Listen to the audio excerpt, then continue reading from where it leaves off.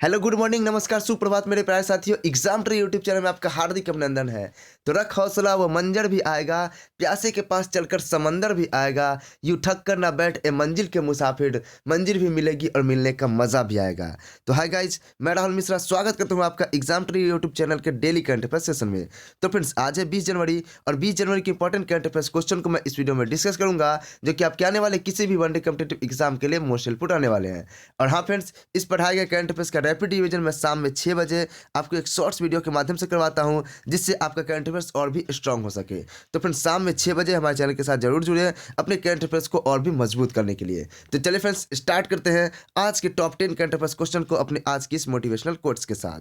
तो हमारा आज का मोटिवेशनल कोट्स है कि अगर मेहनत आदत बन जाए तो कामयाबी मुकद्दर बन जाती है। तो जी हाँ फ्रेंड्स, अपनी मेहनत को अपनी आदत बनाओ, प्रतिदिन मेहनत करने की आदत डालो, तो सक्सेस आपकी मुकद्दर बन जाएगी। यानी कि जितना आप मेहनत करोगे उतना आप सक्सेस को प्राप्त करोगे। मेहनत is directly proportional to success, यानी कि मेहनत बराबर सक्सेस के है। सफलता अगर चाहिए तो आपको प्रतिदिन मेहनत करना होगा, ईमानदारी से मेहनत करना होगा, तभी आपको सफलता प्राप्त होगी। तो आज से यह ठान लो जिंदगी में कि मेहनत से कभी पीछे नहीं भागना है, अपने आप को मेहनत करना है और अपने आप को सूरज की तरह चमकाना है, अपने माँ बाप के सपने को पूर्ण करना है, अपने माँ बाप का सीना फख्र से ऊंचा करना है। तो आइए फ्रेंड्स, स्टार्ट करते हैं आज के पहले प्रश्न से। तो हमारा आज का पहला प्रश्न है कि हाल ही में भारतीय सेना के अगले सेना उप प्रमुख के रूप में किसे नियुक्त किया गया है। तो भारतीय सेना के अगले सेना उप प्रमुख के रूप में मनोज पांडे को नियुक्त किया गया है, यानी कि आपका राइट आंसर ऑप्शन नंबर 1 हो जाएगा। आइए इसका एक्सप्लेनेशन देखते हैं कि सरकार ने पूर्वी सेना commander lieutenant general Manoj Pandey को अगले थल सेना अध्यक्ष के रूप में नियुक्त करने के प्रस्ताव को मंजूरी दे दी है। General Pande lieutenant general CP Mohatti की जगह लेंगे, जो 31 जनवरी 2022 को सेवानिवृत्त होने वाले हैं। वह पहले सेना मुख्यालय में महानिदेशक थे। उन्होंने ऑपरेशन विजय और ऑपरेशन पराक्रम में सक्रिय रूप से सहायता ली। तो अगर आपसे क्वेश्चन पूछे कि ऑपरेशन विजय का संबंध किससे है, तो ऑपरेशन विजय का संबंध भी आपके भारतीय थल सेना से है। ऑपरेशन पराक्रम का संबंध किससे है, तो ऑपरेशन पराक्रम का संबंध भी आपका भारतीय थल सेना से है। और मनोज पांडे को क्या बनाया जाएगा, अगले सेना का सेनाध्यक्ष का उप प्रमुख बनाया जाएगा। अब आइए आपके लिए एग्जाम स्पेशल क्वेश्चन है, हमेशा की तरह, जो कि आपके परीक्षा की खोपड़ी में छेद करने के लिए काफी महत्वपूर्ण है। पहला क्वेश्चन है कि सर्वोच्च सेनापति किसे कहा जाता है। तो सर्वोच्च सेनापति भारत के राष्ट्रपति को कहा जाता है, जो कि प्रेजेंट टाइम के रामनाथ कोविंद हैं। थल सेना अध्यक्ष हमारे कौन है, तो जनरल मनोज मुकुंद नरवाने हमारे प्रेजेंट टाइम के थल सेना अध्यक्ष हैं। नौसेना अध्यक्ष कौन है, तो आर हरि कुमार नौसेना अध्यक्ष हैं। वायुसेना अध्यक्ष कौन है, तो विवेक राम चौधरी हमारे प्रेजेंट टाइम के वायुसेना अध्यक्ष है। और इस साल जो आर्मी डे मनाया गया था, यानी कि थल सेना दिवस कब मनाया गया था, तो थल सेना दिवस प्रत्येक वर्ष 15 जनवरी को मनाया जाता है। तो इस साल जो 15 जनवरी को थल सेना दिवस मनाया गया था, उसकी थीम क्या थी, तो उसकी थीम थी in stride with the future. In stride with the future इस बार की थल सेना दिवस की थीम थी। इसको आप याद रखिएगा, आपके एग्जाम पॉइंट ऑफ व्यू से मोस्ट इंपॉर्टेंट हो जाता है। और मोस्ट इंपॉर्टेंट क्वेश्चन कि देश के पहले चीफ ऑफ डिफेंस स्टाफ अर्थात सीडीएस कौन थे, तो देश के पहले chief of defence staff general Bipin Rawat बने। ये आपका राइट आंसर होगा इसका। आइए फ्रेंड्स, आगे बढ़ते हैं, आगे देखते हैं कि भारतीय सेना ने क्वांटम प्रयोगशाला की स्थापना कहाँ की। तो भारतीय सेना ने क्वांटम प्रयोगशाला की स्थापना मध्य प्रदेश के मऊ में किया। वीर चक्र सम्मान 2021 से किसे सम्मानित किया गया, तो वही अभिनंदन जो पाकिस्तान को उसकी औकात दिखाकर चले आए थे, वहां पर चाय पानी पीकर आए थे, उन्हें ही वीर चक्र सम्मान 2021 से सम्मानित किया गया। महावीर चक्र सम्मान से किसे सम्मानित किया गया, तो कर्नल संतोष बाबू को मरणोपरांत महावीर चक्र सम्मान से सम्मानित किया गया। अशोक चक्र सम्मान 2021 से किसे सम्मानित किया गया, तो श्री बाबूराम को मरणोपरांत अशोक चक्र सम्मान से सम्मानित किया गया। अब आपके लिए भारतीय सेना द्वारा चलाया गया कुछ ऑपरेशंस है, उसको देखिए। ऑपरेशन नमस्ते, ऑपरेशन नमस्ते का संबंध किससे है, तो ऑपरेशन नमस्ते का संबंध खुद को कोरोना वायरस के संक्रमण से मुक्त रखने हेतु भारतीय सेना द्वारा चलाया गया अभियान है, जिसमें भारतीय सेना हमारे देशवासियों को यह संदेश देते हुए दिखे थे कि वे खुद को कोरोना वायरस से बचाने का प्रयास करें। मिशन सागर, मिशन सागर क्या है, तो मिशन सागर मालदीव सेशेल्स, मेडागास्कर व कोमोरोस, यह जो 4 कंट्रीज हैं, इन देशों में देशों देशों को मदद हेतु नौसेना द्वारा चलाया गया अभियान है। यानी कि इन देशों में जो कोविड की सिचुएशन थी उस समय मदद के लिए भारतीय नौसेना द्वारा चलाया गया अभियान है। ऑपरेशन समुद्र सेतु, ऑपरेशन समुद्र सेतु का संबंध किससे है? तो ऑपरेशन समुद्र सेतु मालदीव में फंसे हुए भारतीयों को वापस लाने के लिए नौसेना द्वारा चलाया गया अभियान था, जो कि तीनों के तीनों यहाँ पर जो अभियान मैंने आपको बताया है ये सारे कोविड-19 के अंतर्गत चलाए गए थे। अब फ्रेंड्स, अब भारतीय सेना की बात आई की गई है तो आपको कुछ भारतीय सेना के बारे में और बता देता हूँ कि भारतीय थल सेना दिवस कब मनाया जाता है। तो प्रत्येक वर्ष 14 जनवरी को भारतीय थल सेना दिवस मनाया जाता है। भारतीय वायुसेना दिवस कब मनाया जाता है? तो प्रत्येक वर्ष 8 अक्टूबर को भारतीय वायुसेना दिवस मनाया जाता है। भारतीय नौसेना दिवस कब मनाया जाता है? तो प्रत्येक वर्ष 4 दिसंबर को भारतीय नौसेना दिवस मनाया जाता है।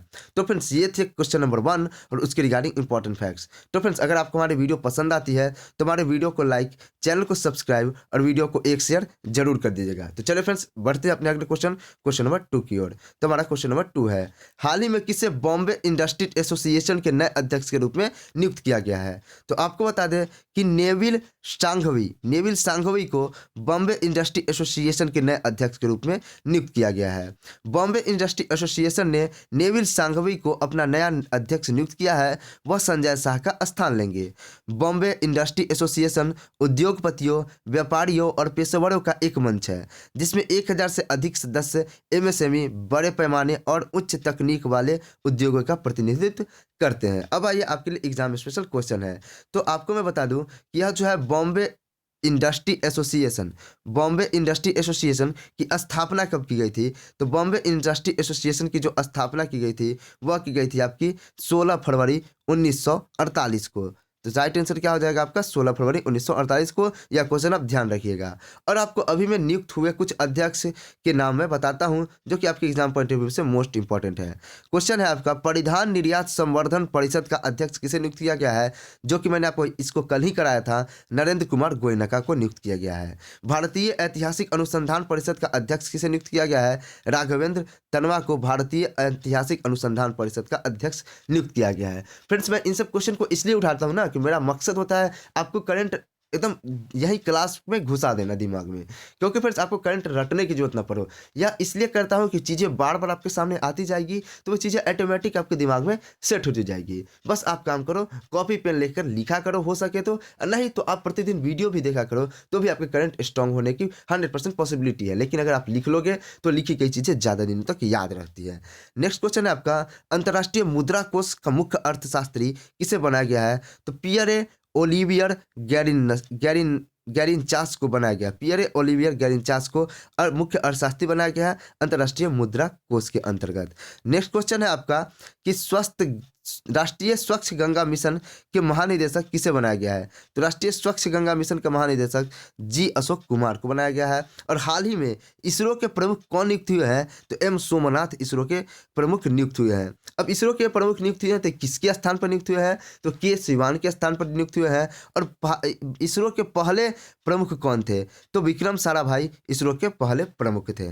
नेक्स्ट क्वेश्चन है, एशियन इंफ्रास्ट्रक्चर इन्वेस्टमेंट बैंक का उपाध्यक्ष किसे नियुक्त किया गया है? तो उर्जित पटेल को एशियन इंफ्रास्ट्रक्चर इन्वेस्टमेंट बैंक का उपाध्यक्ष नियुक्त किया गया है। निशस्त्रीकरण पर संयुक्त सम्मेलन के राजदूत किसे नियुक्त किया गया है? तो अनुपम राय को निशस्त्रीकरण पर संयुक्त राष्ट्र सम्मेलन का राजदूत नियुक्त किया गया है। और हाल ही में आपकी नियुक्ति हुई है एयर इंडिया लिमिटेड के नए अध्यक्ष और प्रबंधक की। तो ये कौन बने हैं? विक्रम देव बने हैं आपके 17 जनवरी को। यूरोपीय संसद की अध्यक्षता करने वाली तीसरी महिला कौन बनी है? तो रोबोट में यूरोपीय संसद की अध्यक्षता करने वाली तीसरी महिला बन गई है। तो फ्रेंड्स, ये थे क्वेश्चन नंबर 1 और 2 और उसके regarding important facts. Next question number 3 है, हाल ही में फीफा सर्वश्रेष्ठ पुरुष खिलाड़ियों का पुरस्कार किसने जीता है? तो फीफा सर्वश्रेष्ठ पुरुष खिलाड़ियों का पुरस्कार रॉबर्ट लेवांडोव्स्की ने जीता है। यानी कि आपका राइट आंसर हो जाएगा ऑप्शन नंबर 3। आपको बता दें कि बायर म्यूनिख के पोलिश स्ट्राइकर रॉबर्ट लेवांडोव्स्की ने 2021 के लिए फीफा सर्वश्रेष्ठ पुरुष खिलाड़ी का पुरस्कार जीता है। उन्हें 17 जनवरी 2022 को इस पुरस्कार से सम्मानित किया गया। तो पुरुष खिलाड़ी का पुरस्कार इन्होंने जीत लिया है। कौन है? Robert Lewandowski. तो महिला खिलाड़ी का सर्वश्रेष्ठ पुरस्कार किसने जीता है? तो महिला खिलाड़ी का सर्वश्रेष्ठ पुरस्कार जीता है, आपको बता दें कि बार्सिलोना की Spanish midfielder Alexia Putellas. Barcelona की कौन? स्पेनिश मिडफील्डर एलेक्सिया पुटेलस ने फीफा की सर्वश्रेष्ठ महिला खिलाड़ी का पुरस्कार जीत लिया है। और सर्वश्रेष्ठ महिला गोलकीपर का पुरस्कार किसने जीता है? तो चिली और ओलंपिक की लाइनोसिस की क्रिस्टियन एल्डर ने यह पुरस्कार जीत लिया है महिला गोलकीपर का। आप यह नाम याद रखिएगा, क्रिस्टियन एल्डर। वर्ष के सर्वश्रेष्ठ गोल के लिए पुस्कस पुरस्कार किसने जीता है? तो यह अर्जेंटीना के एरिफ लामेला ने जीता है। एरिफ लामेला ने सर्वश्रेष्ठ गोल के लिए पुस्कस पुरस्कार जीता है। सर्वश्रेष्ठ महिला कोच का पुरस्कार किसने जीता है? एम्मा हेस ने सर्वश्रेष्ठ महिला कोच का पुरस्कार जीता है। सर्वश्रेष्ठ पुरुष कोच का पुरस्कार किसने जीता है? थॉमस ट्यूशिल ने सर्वश्रेष्ठ पुरुष कोच का पुरस्कार जीता है। नेक्स्ट क्वेश्चन, क्वेश्चन नंबर 4 है, हाल ही में किस संगठन ने साथी निवेशक शिक्षा पर एक मोबाइल ऐप लॉन्च किया है? तो हाल ही में सेबी ने साथी निवेशक शिक्षा पर एक मोबाइल ऐप लॉन्च किया है। तो आपका राइट आंसर ऑप्शन नंबर 1 हो जाएगा। भारतीय प्रतिभूति और विनिमय बोर्ड के अध्यक्ष ने निवेशक शिक्षा पर एक मोबाइल ऐप साथी लॉन्च की है। यह ऐप निवेशकों के बीच प्रतिभूति बाजार, केवाईसी प्रक्रिया, व्यापार निपटान, म्यूचुअल फंड, हाल के बाजार के विकास और निवेशक शिकायत निवारण तंत्र की बुनियादी अवधारणाओं के बारे में जागरूकता पैदा करेगा। अब आइए आपके लिए एग्जाम स्पेशल क्वेश्चन है कि सेबी का फुल फॉर्म क्या होता है? तो the securities and exchange board of India इसका फुल फॉर्म होता है। और इसकी हिंदी क्या होती है? तो इसकी हिंदी होती है, मैं थोड़ा सा इसको जूम आउट कर देता हूँ। यहाँ पर देखिए, ये हो गया सेबी का full form, the securities and exchange board of India. और ये हो गया सेबी की the security and exchange board of India की आपकी हिंदी, भारतीय प्रतिभूति और विनिमय बोर्ड। और इसके अध्यक्ष प्रेजेंट टाइम पे कौन है? तो अजय त्यागी इसके अध्यक्ष है। और इसका हेडक्वार्टर कहाँ है? तो इसका हेडक्वार्टर मुंबई में स्थित है। नेक्स्ट क्वेश्चन, क्वेश्चन नंबर हमारा 5 है, पद्मश्री पुरस्कार से सम्मानित निम्न में से किस मशहूर कार्टूनिस्ट का 97 वर्ष की उम्र में निधन हो गया है? तो आपको बता दें कि नारायण देवनाथ जो कि एक प्रसिद्ध या मशहूर कार्टूनिस्ट थे, उनका 97 वर्ष की उम्र में निधन हो गया है। उन्हें पद्मश्री पुरस्कार 2021 में सम्मानित किया गया था। प्रसिद्ध कार्टूनिस्ट पद्मश्री नारायण देवनाथ का हाल ही में निधन हो गया है। देवनाथ लंबे समय से बीमार थे। उन्होंने कई बंगाली हास्य पात्रों का निर्माण किया था। कार्टूनिस्ट देवनाथ बंगाली कॉमिक किरदार जैसे कि बंतुल द ग्रेट, हांडा भोंडा और नोते फोते के रचयिता है। कौन कौन याद रखिएगा, यह इंपॉर्टेंट है। नोते फोते के रचयिता कौन है? तो कार्टूनिस्ट देवनाथ है। हांडा फोंडा भोंडा और बंतुल द ग्रेट, ये तीनों आप याद रखिएगा, ये तीनों मोस्ट इंपॉर्टेंट क्वेश्चंस हैं। नेक्स्ट क्वेश्चन है आपके लिए एग्जाम स्पेशल में कि सुपर मॉम एवं कॉलर वाली नाम से मशहूर बाघिन का निधन कहाँ हुआ है? मोस्ट इंपॉर्टेंट क्वेश्चन है। और ये इंपॉर्टेंट क्वेश्चन क्यों है मैं आपको बताता हूँ। तो पेंच टाइगर रिजर्व मध्य प्रदेश में हुआ है सुपर मॉम एवं कॉलर वाली नाम से मशहूर बाघिन का। और मध्य प्रदेश को किस नाम से भी जाना जाता है? तो मध्य प्रदेश को टाइगर स्टेट के भी नाम से जाना जाता है। और उस टाइगर स्टेट बनाने में सबसे बड़ा श्रेय इस कॉलर वाली नाम की टाइगर यानी कि बाघिन का है, टाइग्रिस का है। सुपर मॉम या कॉलर वाली नाम से मशहूर बाघिन का है। यह क्यों है? क्योंकि यह एक विश्व रिकॉर्ड है कि कोई बाघिन ने 29 बच्चे को जन्म दिया है। अब तक क्या 29 बच्चे को जन्म देने वाली केवल एकमात्र यही बाघिन है, सुपर मॉम एवं कॉलर वाली नाम से जो मशहूर है बाघिन, जो कि मध्य प्रदेश की है। और इसी के कारण मध्य प्रदेश को टाइगर स्टेट का भी दर्जा प्राप्त है। ठीक है। नेक्स्ट क्वेश्चन है, शांति देवी कौन थी जिनका हाल ही में निधन हो गया है? तो ये सामाजिक कार्यकर्ता थी और इनका संबंध उड़ीसा से था। इस तरह के क्वेश्चन आपके स्टेट से रिलेटेड करके पूछते हैं कि शांति देवी का संबंध किससे था। ठीक है फ्रेंड्स। अनाथ बच्चों की माँ किसे कहा जाता है? तो सिंधु ताई सबकला को अनाथ बच्चों की माँ कहा जाता है। ठीक है फ्रेंड्स। पंडित बिरजू महाराज का संबंध किससे था? तो कथक नृत्य से पंडित बिरजू महाराज का संबंध था। और कथक कहाँ का नृत्य है? तो उत्तर भारत का प्रसिद्ध नृत्य है कथक। मिल्खा सिंह की आत्मकथा क्या है? The race of my life Milkha Singh की आत्मकथा है, जिनका भी 2021 में निधन हो गया है। M.K. प्रसाद जिनका हाल ही में निधन हुआ है, उनका संबंध किससे है? तो पर्यावरणविद थे, यानी कि उनका संबंध पर्यावरण से है M.K. प्रसाद का, जिनका हाल ही में निधन हुआ है। नेक्स्ट क्वेश्चन, क्वेश्चन नंबर 6 है कि हर साल किस तारीख को राष्ट्रीय आपदा प्रतिक्रिया बल अर्थात NDRF का स्थापना दिवस मनाया जाता है? तो प्रत्येक वर्ष 19 जनवरी को NDRF का स्थापना दिवस मनाया जाता है। आपको बता दें कि हर साल जनवरी 19 को राष्ट्रीय आपदा प्रतिक्रिया बल का स्थापना दिवस मनाया जाता है। इस बार एनडीआरएफ का स्थापना दिवस होगा। एनडीआरएफ को आपदा या संकट की स्थिति में विशेष प्रतिक्रिया के उद्देश्य में स्थापित किया गया था। एनडीआरएफ हर संकट और आपदा की स्थिति में अपना पूरा योगदान देती है। अन्य देशों में आपदा के समय सहायता प्रदान करने के साथ ही भारत विभिन्न क्षेत्रों के सुरक्षा बलों को प्रशिक्षण भी प्रदान करता है। आपके लिए एग्जाम स्पेशल क्वेश्चन है जो कि अब तक हो रखे सारे इंपॉर्टेंट डेज की लिस्ट है। यहाँ पे आप बहुत ही प्यार प्यार से इसको याद करते चलिए। डीआरडीओ का स्थापना दिवस कब मनाया गया है? 1 जनवरी को। उम्मीद करता हूँ कि आपको तो ये सारी चीज़ें याद भी हो गई होगी, क्योंकि जब भी कोई इंपॉर्टेंट डेट आता है मैं सारे इंपॉर्टेंट डेट को रिवाइज करवाता हूँ। विश्व ब्रेल दिवस कब मनाया गया? 4 जनवरी को। प्रवासी भारतीय दिवस 9 जनवरी को। क्यों मनाया जाता है? गांधी जी 9 जनवरी 1915 में भारत वापस लौट के आए थे, तो उसी की याद में वर्ष 2003 से प्रवासी भारतीय दिवस मनाया जाता है। विश्व हिंदी दिवस कब मनाया जाता है? 14 जनवरी को। और भारतीय का जो हिंदी दिवस होता है, केवल सीधा सीधा हिंदी दिवस, तो मनाया जाता है आपके 14 सितंबर को। युवा दिवस कब मनाया जाता है? तो युवा दिवस मनाया जाता है आपका 12 जनवरी को। और इस बार का युवा दिवस का होस्टिंग स्टेट कौन सा था? तो यह था पुदुचेरी। पुदुचेरी केंद्र शासित प्रदेश है। यह युवा दिवस का इस बार का होस्टिंग स्टेट था। आप यह क्वेश्चन याद रखिएगा। थल सेना दिवस कब मनाया जाता है? 15 जनवरी को थल सेना दिवस मनाया गया। और तिरुवल्लर दिवस कब मनाया गया? तो प्रत्येक वर्ष 15 जनवरी को तिरुवल्लर दिवस मनाया गया। और अभी 19 जनवरी को एनडीआरएफ का स्थापना दिवस मनाया गया। ठीक है, अगला क्वेश्चन नंबर 7 देखते हैं। ऑस्ट्रेलियाई बिग बैश लीग में खेलने वाले पहले भारतीय खिलाड़ी निम्न में से कौन बन गए हैं?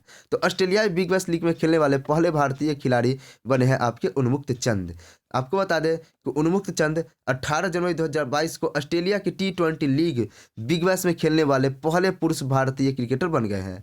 भारत को साल 2012 में अंडर 19 वर्ल्ड कप में चैंपियन बनाने वाले कप्तान उन्मुक्त चंद मेलबर्न, आपको बता है कि उन्मुक्त चंद मेलबर्न रेनेगेट्स की टीम की तरफ से खेल रहे हैं। इस टीम की कप्तानी ऑस्ट्रेलिया को T20 वर्ल्ड कप जिताने वाले कप्तान एरॉन फिंच कर रहे हैं। उन्होंने पिछले साल भारत में अपने खेल कैरियर को अलविदा कहा था। उन्होंने 3 IPL franchise Delhi Daredevils, Mumbai Indians और राजस्थान रॉयल्स का प्रतिनिधित्व किया था। नेक्स्ट क्वेश्चन आपके लिए एग्जाम स्पेशल है जो कि क्रिकेट से रिलेटेड अब तक की मोस्ट इंपॉर्टेंट क्वेश्चंस हैं। तो इन सारे क्वेश्चन को आप प्यार से याद करिएगा। क्वेश्चन थोड़े जाता है, बट फ्रेंड्स मेरे पास कंटेंट इतना है कि मैं कोई कंटेंट को छोड़ नहीं सकता जो इंपॉर्टेंट है। मुझसे यही बात नहीं होती कि मैं कोई कंटेंट को छोड़कर आगे चला जाऊँ। मैं कहने के लिए तो आपको 10 क्वेश्चन कराता हूँ, लेकिन 10 क्वेश्चन की आड़ में मैं आपको बहुत सारे क्वेश्चन करा जाता हूँ। ऑस्ट्रेलियाई धरती पर टेस्ट की शतक लगाने वाली पहली भारतीय महिला कौन बनी है? तो यह है Smriti Mandhana.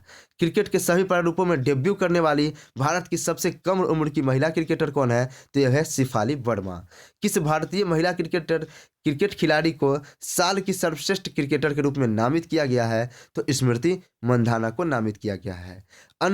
Asia under 19 cup का खिताब किसने जीता है? तो यह भारत ने जीता है और कुल 8वीं बार यह खिताब जीता है।